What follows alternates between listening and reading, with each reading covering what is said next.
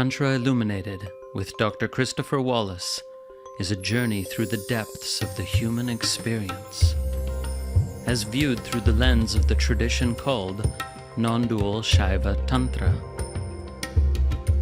This multi-format podcast delves into the fascinating world of classical Tantra and its intersections with philosophy, neuroscience, psychology, human development, and the broader world of spirituality.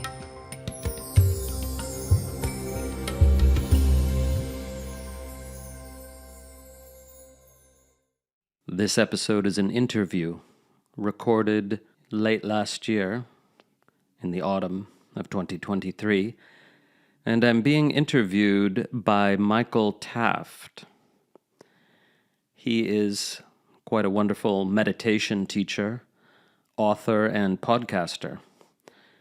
Michael teaches meditation courses, retreats all over the world, and is the author of several books, including the best-selling The Mindful Geek. He is the founder and host of the Deconstructing Yourself podcast. And his bio says, from Zen temples in Japan to yogi caves in India, Michael has been meditating for over 35 years and has extensive experience in both Buddhist and Hindu tantric practice. Michael is the co-founder of the groundbreaking Alembic Center in Berkeley, and he was the longtime editorial director of Sounds True. He lives with his family in the Bay Area. So that's a little bit about Michael Taft. And I enjoy speaking with him because we are surprisingly well synced up. We are on the same page about most things in the spiritual realm and the pedagogy of teaching spirituality. And we're both fascinated by some of the same things, from classical tantra to meditation to psychedelics and more. So this is one of several conversations you'll hear with Michael on this podcast. Sometimes he interviews me and sometimes I interview him. And this is one of the former cases. So without further ado, I bring you a conversation with Michael Taft on near enemies of the truth, embodiment, tantra, and much, much more. Welcome back to the Deconstructing Yourself podcast. Thank you. Nice to be here. Yeah, I was just teaching a thing with a bunch of mantras before this, so my voice is just a little bit ragged. Sorry, everyone, but very happy to have you back on the show. Yeah, great to be here, and maybe I can talk more than you. Thanks, yeah. So what's new in Harish land? Oh, let's see. Just enjoying the transition to autumn as we record this. Equinox time. I'm in London now, and today the day and night are equal length. I always feel like it's a special time. I enjoy the solstices and the equinox a lot, and they're actually honored in the tradition that I'm a part of, Tantric Shaivism as well.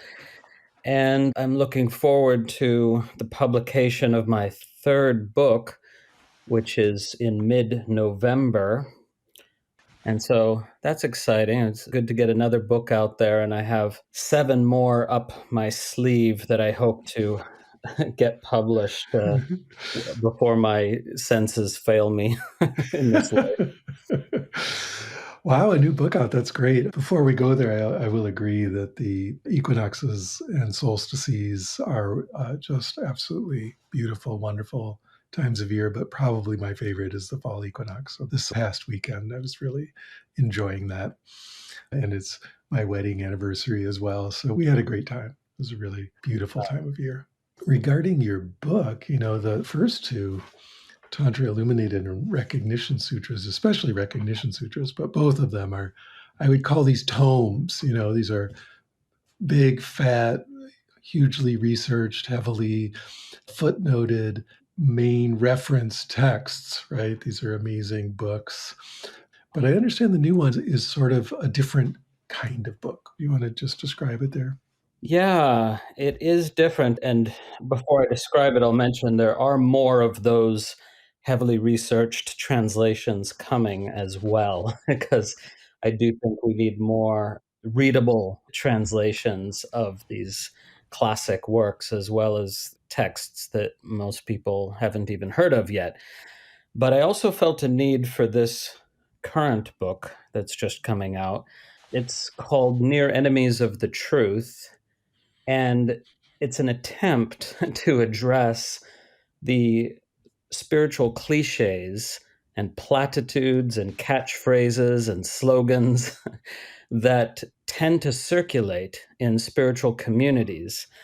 And these cliches, I'll give some examples, things like follow your bliss, be in the moment, be your best self, listen to your heart, love yourself, everything happens for a reason, you create your own reality, and so on. I have 17 of them that I cover in the book.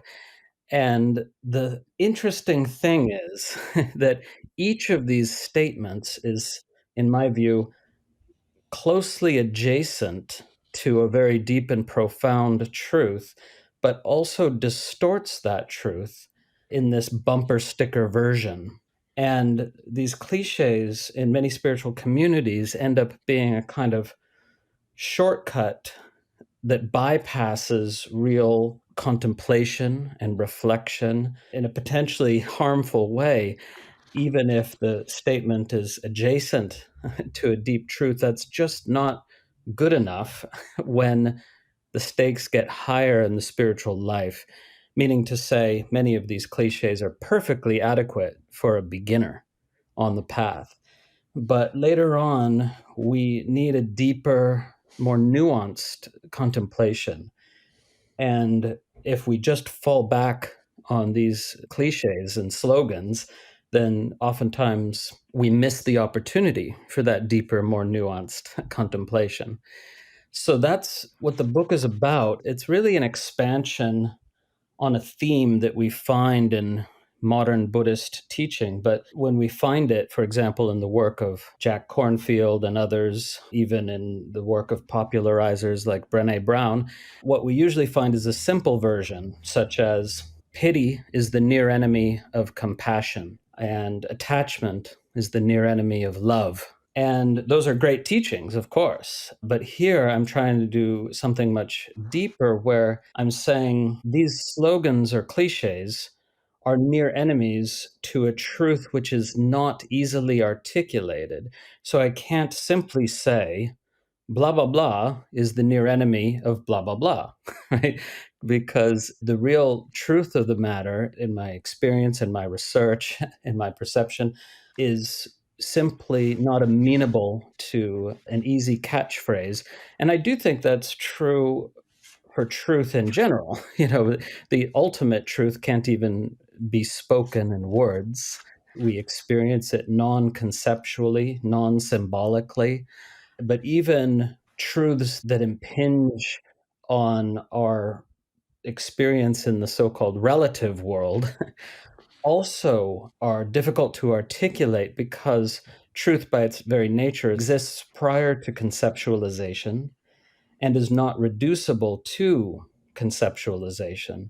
So, to get at any profound truth, even truths about our very human existence, we need to use language that points effectively in the right direction while admitting that we can't perfectly capture it. So, someone who reads this book, hopefully they'll be interested because they've used these phrases or they've heard them used in their communities, and they're curious to contemplate what the deep truth that these phrases are merely adjacent to might be. And sometimes it takes a lot of nuancing to get at that. And so we then come to understand why the cliche became a cliche in the first place. It's just much, much easier to say that. But there are real hazards in the spiritual life to just reducing these truths to these cliches. And that's what I'm exploring in the book. It's such an interesting idea. I mean, you're kind of giving the deep reason that the cliches can be misleading because we're using language at all. But oftentimes, maybe the originator of the cliche actually had a long teaching that went with it. And so you hope that at least initially there was some kind of unpacking of it and so on. But once it becomes clicheized, it's enshrined as kind of a soundbite, and then it just becomes mimetic and it gets passed around in the culture. And then people are simply using the cliche without any background at all. And you often hear these not simply stated as misunderstandings that are still sort of in the ballpark, but you hear them being used just to justify every possible craziness you could imagine. When it becomes a soundbite and the words are so short, the meaning just becomes so self interpretable that it just loses all meaning. Yeah. And in general, in the book, I'm more addressing how these phrases are used by people in a way that does partake of some truth and yet has some crucial distortions, either implicit or explicit. So I'll just mention a couple more because it's interesting. I talk about negative energy, the concept of negative energy. Does that really exist? I talk about the idea, I am my own guru, which we hear a lot these days. And all paths lead to the same goal. The universe is giving me a sign. Go with the flow. I think the book was very challenging, let me just say. It was more challenging to write, even though it's shorter than my other books. I found it's very difficult to try to capture the deeper truth in a way that won't then give rise to some other misunderstandings, So as a teacher, you go into antidote misunderstanding and you have to be quite careful that the way you're antidoting it doesn't give rise to some new misunderstanding. And it's actually a wonderful challenge that really can sort of stretch your brain. And after writing these essays on these 17 near enemies, then I felt, ooh, I want to take this one step deeper.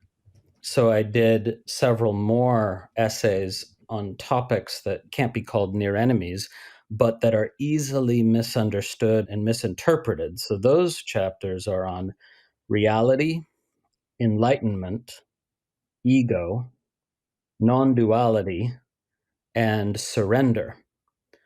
Because I realized, oh, these topics can be interpreted in such a way that they do, in a sense, become near enemies, and misunderstandings of things like non-duality and enlightenment and ego are pretty rife. So I'm doing my best in the book to deepen the conversation, and I don't claim it's perfect, but after surveying the literature that's out there, I do think it's going to be a contribution.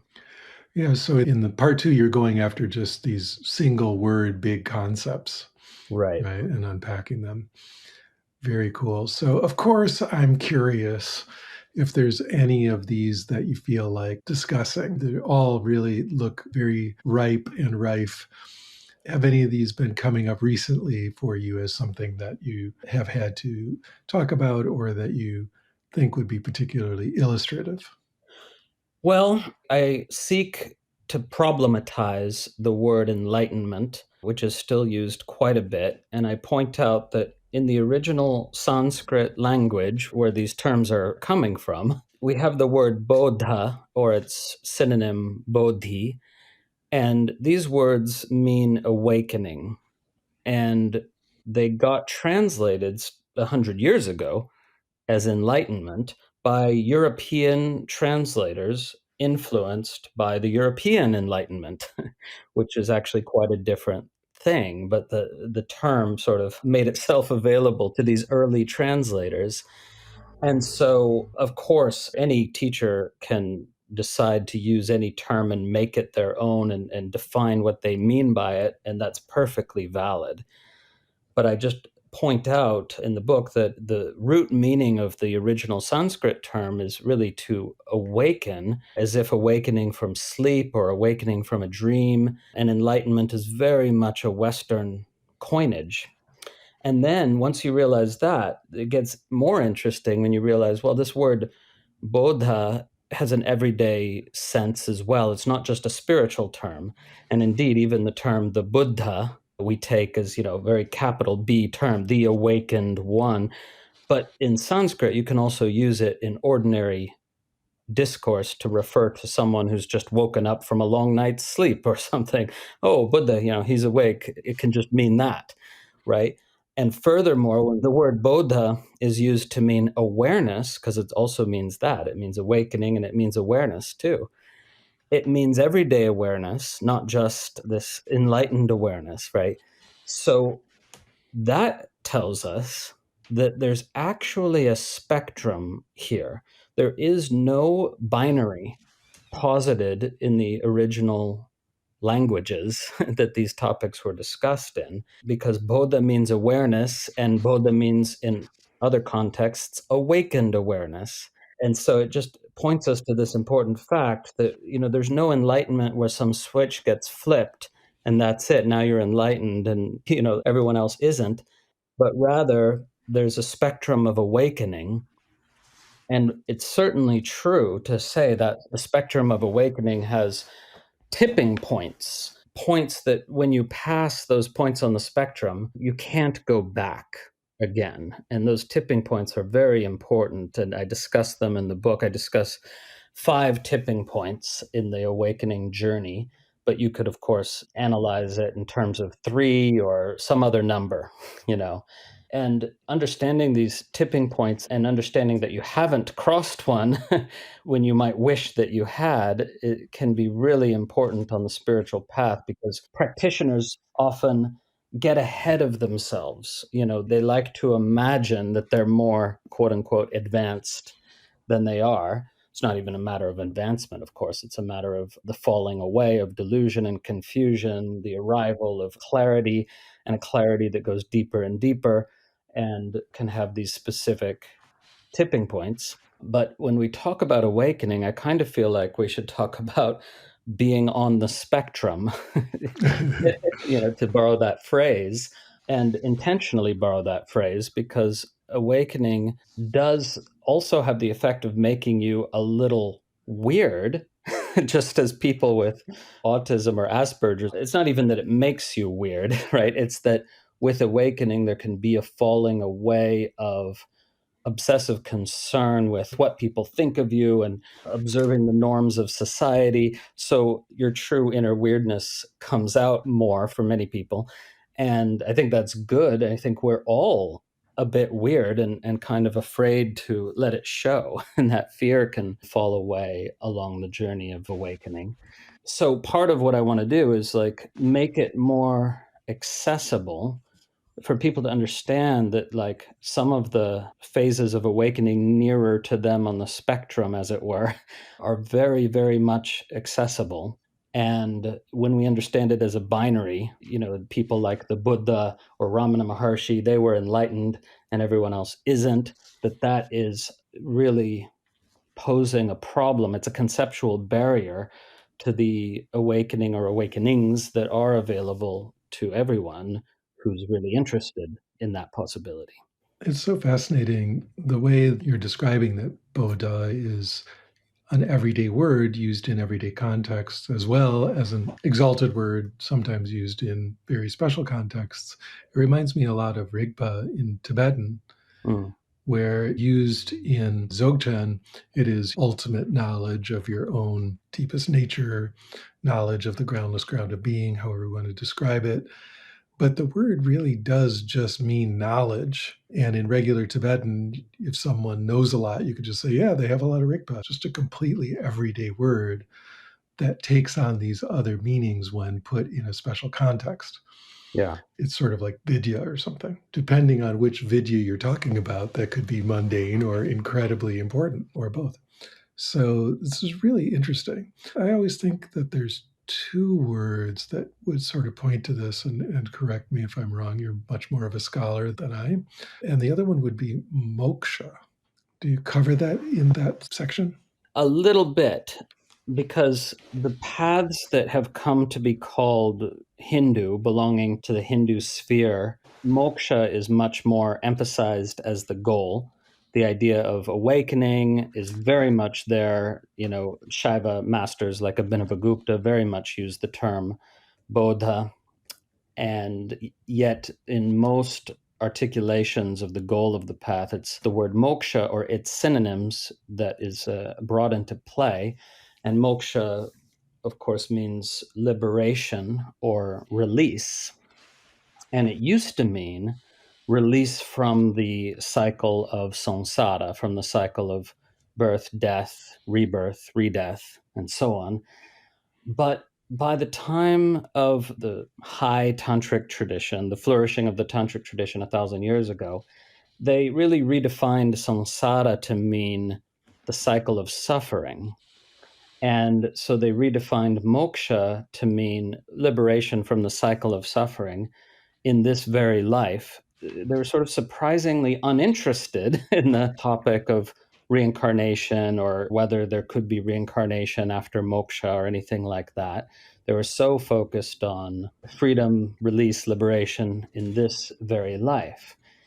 And so when I came to contemplate these terms more deeply, I saw a potential way of interpreting the relation of the two terms that is never explicit in our primary sources, but in some of them seems to be implicit. And the relation I'm talking about is that there's awakening to your true nature, and then there's liberation from the false self or the ego or the raft of samskaras, unresolved experiences, liberation from personal identity and all this. And the two are very much interrelated. We could use the cliche of calling them two sides of the same coin, except that in my perception and in my reading of the sources, liberation is really the result of integrating your awakening. Yes. Because if you have an awakening or you're on the spectrum there and you can wake up more and more and more, but if that awakening is not integrated into your psyche, your psychology, your embodiment, your relationships, your worldly expression, then you're not liberated, right? It's as if then you have two modes. You have your awake mode and then your everyday mode. And that can seem to be supported by teachings on absolute truth versus relative truth, which I think have been grossly misinterpreted, by the way, because it really implies there are two truths when there aren't. We can come back to that. But this radical freedom is only available to us when all the implications of the awakening have been explored and lived through in the body mind. And so, in that way, I'm seeing liberation as indeed the final goal, not that anything's final or finite, right? But that awakening makes possible, and that the two are also in a positive feedback loop. Because as you get more liberated, you can wake up more, and then you can integrate it and be more liberated. And there's a potential feedback loop there. And the final point on this is that awakening can seemingly go on forever. There's no done. But liberation, you reach a point of being done, meaning to say, and this is very rare in this world, but it is possible to see through all your self images, to see the falsity of all your ego machinations because they're finite. It's possible to see through them all. It's possible to have digested and resolved all the samskaras that are keeping you from experiencing liberation. Those are finite. So even if it's very rare, it is possible for the liberation process to be at a certain point done, even if the awakening is ever deepening. It's always so cool, Harish, and thanks for unpacking that. And it definitely resonates, not just resonates, it's in detail specifically. I would parse that exactly the way you just did. The awakening is like the insight part, and then there's kind of integrating the ramifications of that insight into every part of your psyche, including all your stuff that we would in the modern West think of as your deep psychological stuff, your Freudian stuff, and your unconscious that doesn't necessarily immediately get impacted by various insights. It takes time for those awakenings to play out their meaning in your deep history and your past and all your stuff or your samskaras, as you said. And that's what we're being, quote, liberated from, is kind of, we might almost say, the automaticity of the very deep, unexplored aspects of our psyche. And it takes time for the insights to filter down in there and become lived experience. And then, exactly as you said, as that happens, then that can generate a whole new round of insight, which then gets then reintegrated even more deeply. And so the two words go together, awakening and liberation, and yet in precisely the relationship you described are actually somewhat different.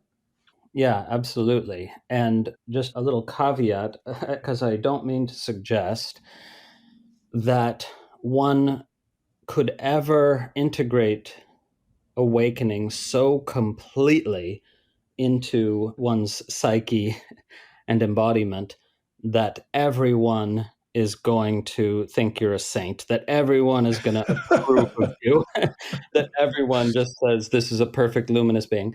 No, I don't think that's possible for various reasons, including the fact that people are always projecting their stuff as well. But I just think it's a fool's errand to imagine that you can perfect the psyche. But what you can do is integrate awakening to such an extent that there are no more dark shadows hiding out in your psyche that you're not aware of. You might not be able to, resolve everything to sort of everyone's satisfaction, but you're aware of the nature of the psyche. You don't think it's the self. That's pretty important. You're not awake if you think the psyche is the self, but rather it's part of the mental apparatus that human beings carry around. So it's part of the body ultimately. And the integration is profoundly worthwhile because it brings us a sense of greater and greater freedom. And that does translate relationally, even though nobody's going to ever think you're perfect. It does mean that you don't project onto others as much. And that is very liberating, even if they're still projecting onto you, and you don't feel that others are responsible for your inner state. Don't go around blaming others or blaming the world or feeling like a victim. And such a huge part of most people's psyche to be liberated from all of that and from the sense of contracted identity, that is so profound, even though there's no such thing, I would argue, as perfecting the body mind. Yeah. Yeah, there's an opportunity there in that topic to just go on and on. Awakening versus liberation opens up a huge amount of interesting material. Now, something that is kind of piquing my interest here is I was pointing to the psyche and the deep unconscious, and you keep bringing up the body as part of it, like the psyche and the body. And of course, as soon as you say it, I'm like, yes, the body.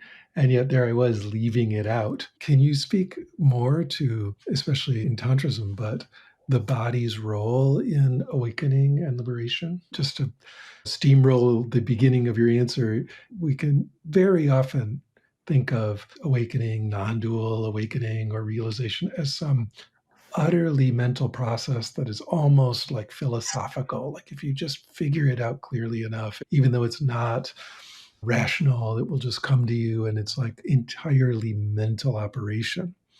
And yet, in my understanding, Tantrism points to something very different than that.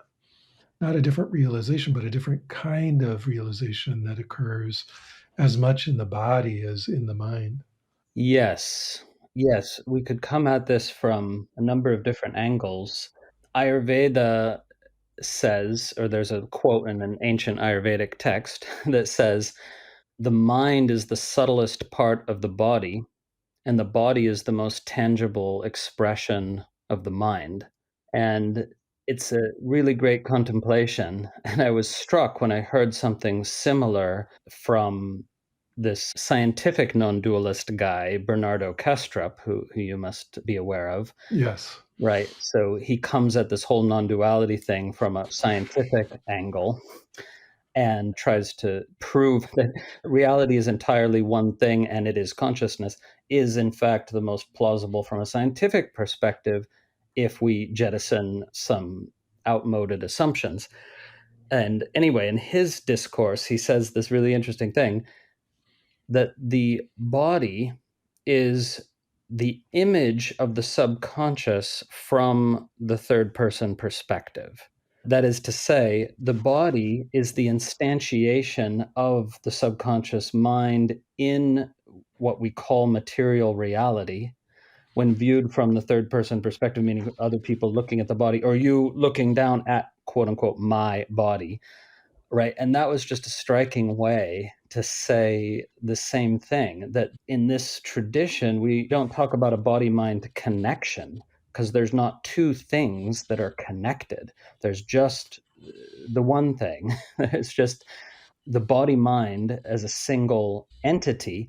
And the implications of that are pretty tremendous, because it's like, well, if you consider, for example, this is just one of many implications. If you believe that somebody who's physically disabled can be as awake as somebody who's not physically disabled, well, then that must be true for somebody who's mentally disabled or has mental illness, what we call mental illness. Because if body, mind are one thing, not two, then what applies to one applies to the other. And therefore, there's a version of awakening which is possible for somebody with any kind of mental illness. And I would argue, if you look at the history of India, there's ample evidence for this. Some of the saints were people who would absolutely be diagnosed by modern Western mental health professionals as having this or that mental challenge or illness or whatever.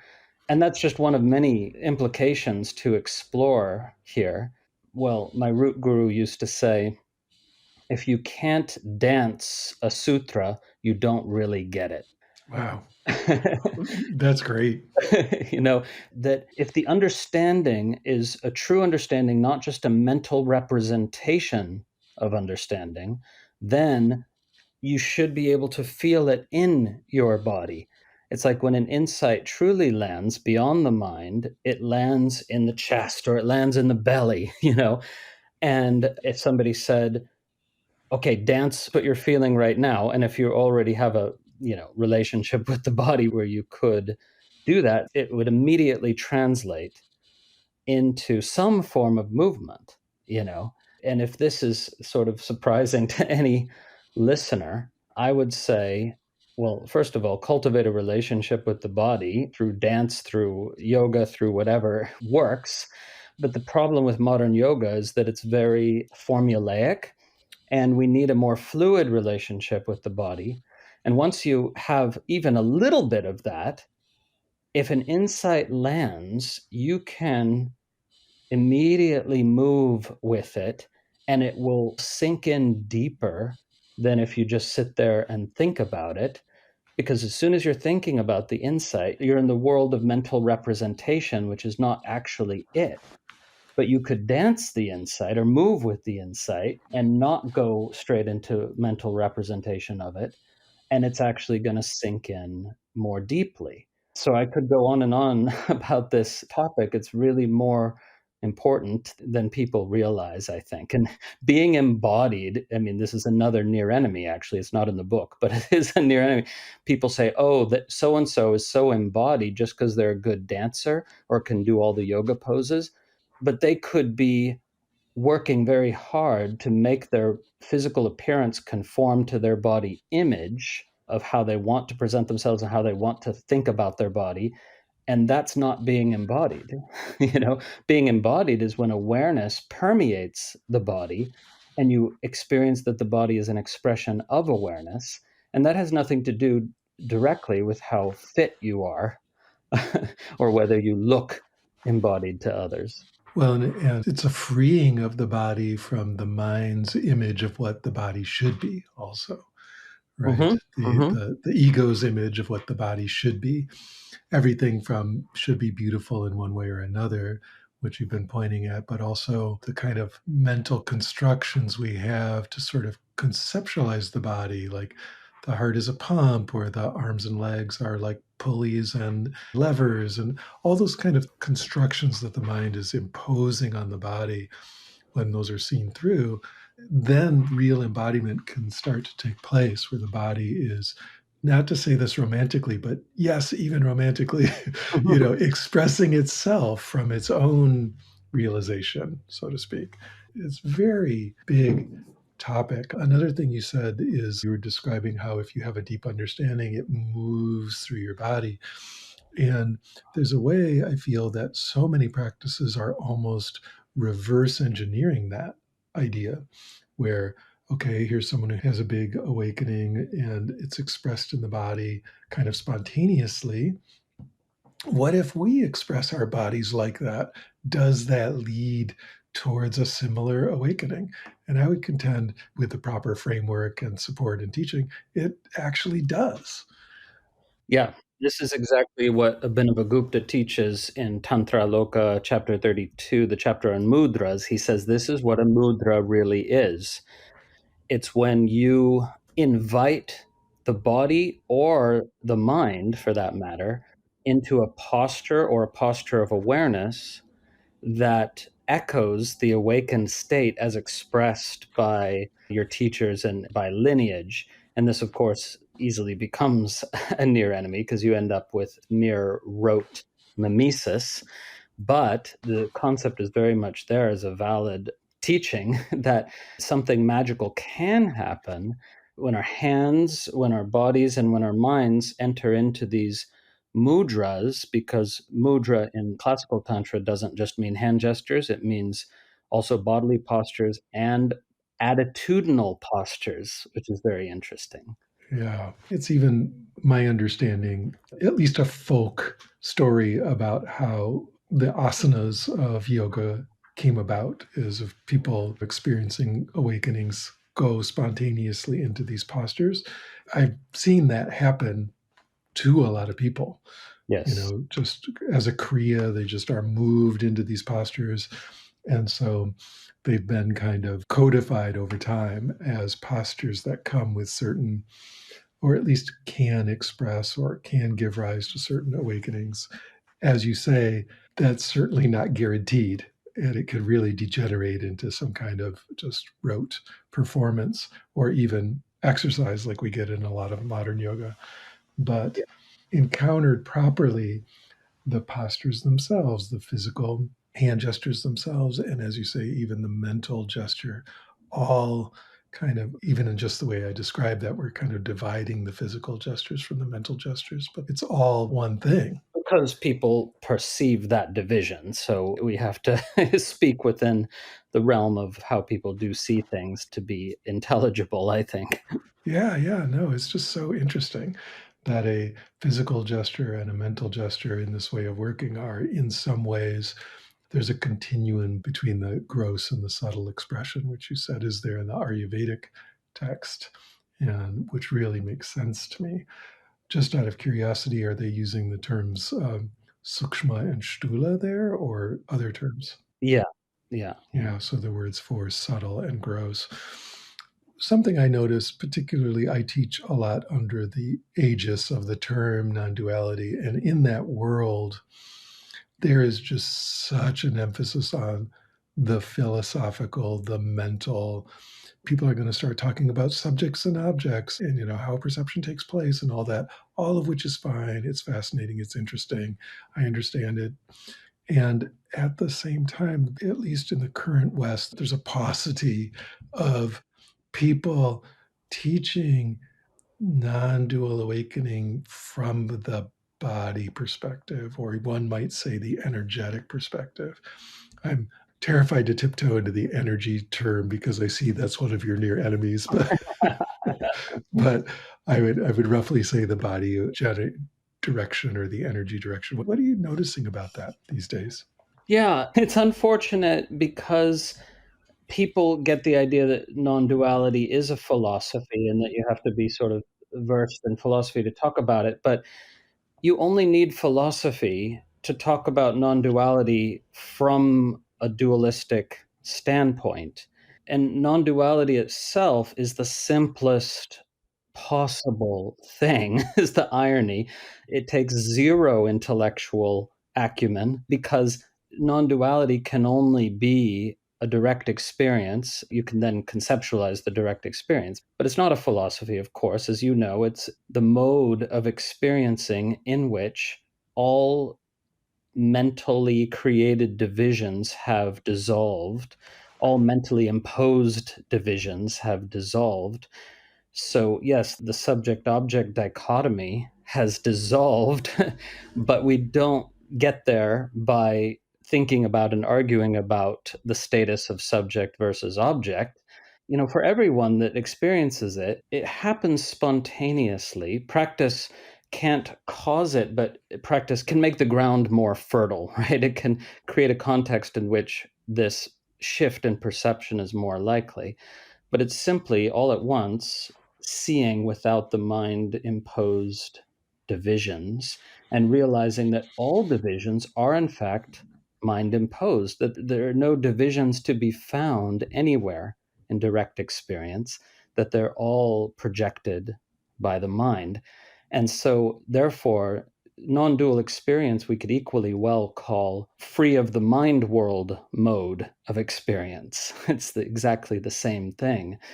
And you can use the mind as a tool even while experiencing in a non dual mode. You don't have to relinquish the non dual mode in order to use the mind and use words as a tool. It's just that you're no longer experiencing a self that is separate from what it's perceiving or what the words are pointing to, etc., etc.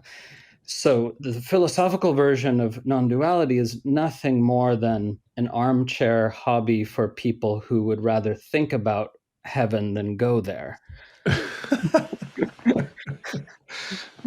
You know, it's such an irony, really, that people think, oh, non-duality is hard to understand. But you don't need to understand anything. It's just that from the dualistic standpoint, it can seem incomprehensible. But then when you have the shift, it's the simplest thing in the world and the most beautiful thing that's, of course, not a thing.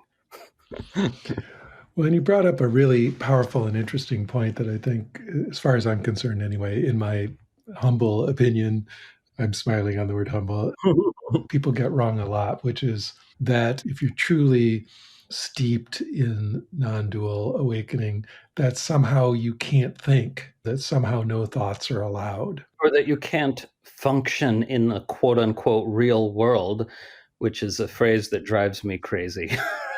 Right? The social consensus world is the real world. This is the whole problem that you think that.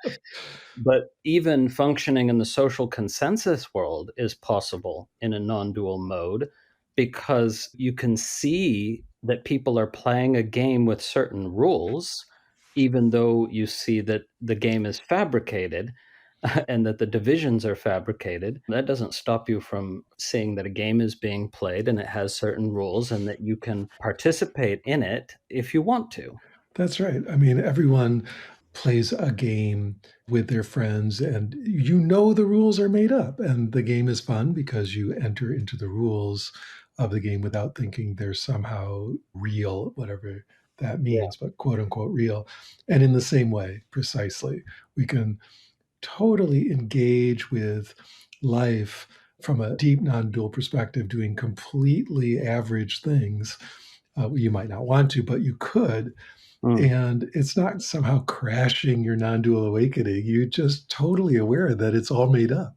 Yeah. Even a non dual awake person or being, because you're not exactly a person anymore, but you could even be an awake being and work at a corporate job. You probably won't want to because you don't have this ambition of climbing a corporate ladder anymore. That's not compatible with awakening. But if you wanted to, you could. That's right. And you might even be really, really good at it. So there's so many of these images that are just even more concepts piled on about what a non dual awake person is supposed to do or how they're supposed to be or what kind of things are allowed. And most of them make this kind of deep realization and even liberation, most of them make it sound like either a kind of brain damage or some kind of very syrupy, sort of saint mixed with a Teletubby kind of person Mm. who's just completely platitudinously nice all the time or something. Yeah. This is just deeply wrong. It's like totally constraining this idea or this state, which isn't a state, but this non state, which is completely unconstrained.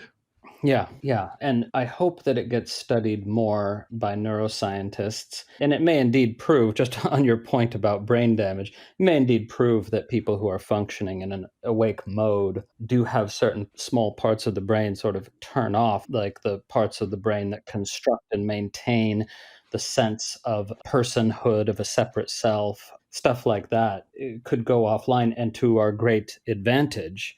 It's interesting that, more brain function is not necessarily going to be correlated with a more beneficial experience of reality, but we do want to retain, and we do, those aspects of brain function that allow us to interact with others and solve problems and pursue goals, even if we see that there aren't really any problems in an existential sense, and that pursuing goals is just a fun way to pass the time because there's nowhere to get to other than here and now. That's all true, but it's not incompatible with these activities.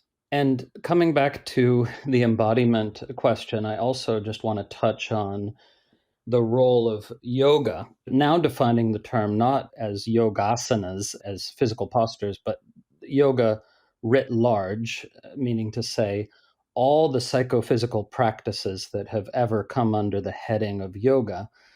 And what's interesting is that a lot of non dual teachers out there who are legitimately awake beings offer retreats that are almost entirely sitting and talking in satsang and sitting and meditating silently and virtually nothing else. And I'm not saying that's bad or wrong, but I am saying that most of us need a balance on this path of what we might call Shiva centric practices and Shakti centric practices, where Shiva is consciousness, awareness, and Shakti is dynamic, flowing energy. So these yogic practices serve, in my experience, two main functions. One is often called by the tradition purification, and that's a potentially problematic word I'll come back to. And the other is that they allow for integration of what's been realized. So, to take the first one, this notion of purification, often misunderstood as being like, oh, you have impurities or, sin even that needs to be purged, or shadows or whatever. And it's not that, it's that our minds, most people's minds, are just in the habit of endlessly ruminating over their worries or their regrets or the news or a million other things. And the mind becomes this rumination machine. And there needs to be, for most people, some kind of substantial house cleaning. And the tantric tradition gives all these meditative exercises involving the mind and involving imagination, exercises such as visualizing the deity, or, they go on and on. And Westerners tend to be averse to these. I'm not good at visualizing. I don't see the point. I don't relate to these deities. Isn't this supposed to be non dual? Why are there deities anyway? And this is a misunderstanding of the real purpose of these, because these exercises aren't implicitly asserting an ontology, an argument about how things are. They are ways of putting the imagination to work at something it's not used to doing, which is contemplating the sublime instead of the endless worries and regrets. So, in the language of the tradition, the mind and imagination is purified when we direct it towards the divine and train it out of its endless rumination. So that's why those practices are there. And we could potentially, reinvent them in various ways for a Western audience, as some have tried to do. But there needs to be, for most people, something like this. And then also on a more sort of physiological level, these practices of working with the channels of the body and the breath. And I know you teach Nadi Shodhana, for example, and that can be a purification practice that opens up the body and mind and makes it more available for realization or insight. And so a lot of these yogic practices serve that function. You can't just take someone who's been fed a steady diet of news media and memes and everything else and just point to the nature of reality and have them get it, because there's just a huge amount of mental detritus that that can be set aside with some practice so that we're more available and we have some of the clarity that's needed for these insights. And then post insight or realization, because of course, insight that goes very, very deep can be a realization in which there's an actual perceptual shift, not just an understanding that can be permanent even. But to help those realizations integrate and settle and not just be temporary experiences, there being, of course, on the spiritual path, no point really to temporary experiences that just go again. We want permanent perceptual shifts. And so some of the yogic practices can also assist in allowing those realizations to settle into the body and not be just temporary experiences. So, in that regard, I would say that a lot of these retreats that folks go on need more of this, and that the teachers just often aren't trained in this because they awoke spontaneously, or their teacher was a pure kind of contemplative non-dualist who didn't give them the yogic practices.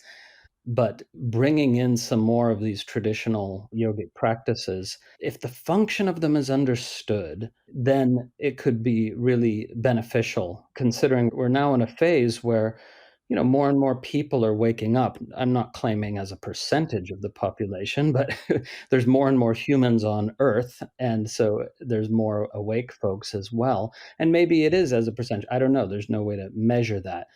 But in my view, the hope for a sustainable future is very much connected to more awakening, but awakening must be stabilized and integrated. And so we need tools for that if we're going to, have a, a human species that gets more and more sane, which is exactly what we need to make it to the end of this century with civilization intact. Total agreement there, Harish. So, on that note, I'm going to say thank you so much for joining me here on the Deconstructing Yourself podcast today. I'll just plug your book here again, which is called Near Enemies of the Truth, coming out soon. It's already on Amazon. You can pre-order it now. Fabulous. And what's your main website called? I have two. One is harish.org, and the other is tantrailluminated.org. And that's my main site that has a huge library of resources, including lots of practice resources, not just teaching. Yeah, and you've got free videos on YouTube. You've got tons of online courses on your websites and so on. You present a wealth of teaching material for people out there. So that's really deeply appreciated. I always love checking in with it. It's great stuff. And it's always a true pleasure to talk with you, Harish. So yeah, and just on this personal note, it's really amazing how, there's a kindred spirit thing here, because I don't usually talk to someone that's so completely on the same page on all these points. And I sense that with you, and it's beautiful and I'm so glad that you're doing a similar thing out there, bringing together these teachings, some of which come from Hindu background and others Buddhist and Advaita and so on. Hope you enjoyed the episode. Remember, you can always find out more about the tradition of non-dual Shaiva Tantra at tantrailluminated.org, where, if you wish, you can become a subscriber to our online learning portal, and you'll receive access to a vast number of recordings, including a comprehensive curriculum in tantric philosophy, tantric yoga, guided meditation, and much, much more. Music for the podcast composed and recorded by Ann Leader. Find her at annleader.com. Podcast produced by Grazia Tribulato. New episodes drop every week, and may all beings benefit.